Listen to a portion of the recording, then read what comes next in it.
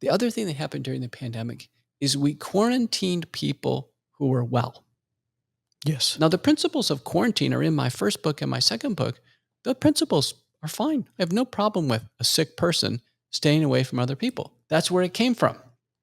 I mean, that's a analogy we use, for example, kids. Your kid is sick, don't send them to school, quarantine them, right? Well, listen, it's what largely made smallpox go away. Yeah. This is very interesting. It's called the Leicester method, and it's in our book, Vaccines, Mythology, Ideology, and Reality. It's like ranking number one in medical history, vaccines, and immunology on Amazon right now, number one.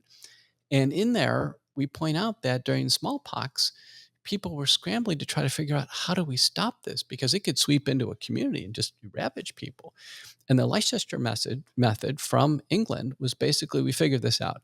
Someone gets smallpox, get them out of the house, isolate them. Don't let the kids play with other kids and spread the pustules on top of each other. Don't let them sleep with each other. So smallpox went way, way down in the city, Leicester, England, that refused to vaccinate. It's very important. So that was a city that said, listen, this new vaccine is not working out too well. We don't like what's going on. Some people actually died with the initial process is called variolation, finally the vaccination. And it wasn't with a needle, by the way. People don't understand this. The hypodermic needle didn't come in until the very end of the 19th century. So what it was a scalpel. So to get some material from a cow or even get it directly from somebody else with smallpox, you'd get a little dab of this goo and then slit a little cut in the next person and try to stuff it in there. That's what the process was. It wasn't a needle injection. The needle injection doesn't occur until much later on. So initial smallpox was called variolation, which was directly from one smallpox person to a healthy person, or vaccination, which was cowpox material into a healthy person. It was done by scalpel or arm to arm. And invariably, some people died with this, largely because they were given smallpox.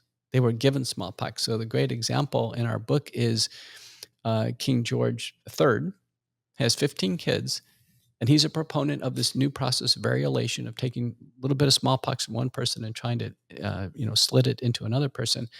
He has 15 kids, and 2 kids die of smallpox right after they did this. And they still promote it for the people of England. Is that the mark, for example, I've noticed like in my parents' generation where they have that little mark on their shoulder. Was that from that scalpel? Yeah, well, no, it's not a scalpel. By that time, they were using tines, which are just little metal prongs. Do you have one of those? No, I don't have one of those, but I'm sure anybody that's born outside of the United States has them. So I don't have it. I know my mom has it. There you go. So the old world Armenians, Eastern Europeans, you find anyone in that generation, anytime you see that mark, that was actually taking smallpox and actually just getting it into the skin through tines. That's what it was, these little pricks. Now, as a kid, I had the smallpox vaccine. I just had the shot, the injectable shot. And one of the things we found in our research is vaccines initially have tremendous safety problems because of the experimentation. Are you giving too much? Are you giving too little? Are they contaminated with other things? Are there consequences we don't know about? And then over time, they're refined. So the smallpox vaccine, when I got was a kid, I think the safety profile on that was actually quite good. Now, smallpox went away because of the Leicester method of isolating people and sanitation and not sleeping in the same bed sheets and what have you. So that really took care of the problem. And then the vaccine likely just kind of ushered the rest of it out. And so, outside of being in a few labs and a few sporadic cases, smallpox is essentially gone. And it's one of the few diseases where the vaccine was retired. 1976, the smallpox vaccine was retired. You don't need it anymore. Did you enjoy that clip?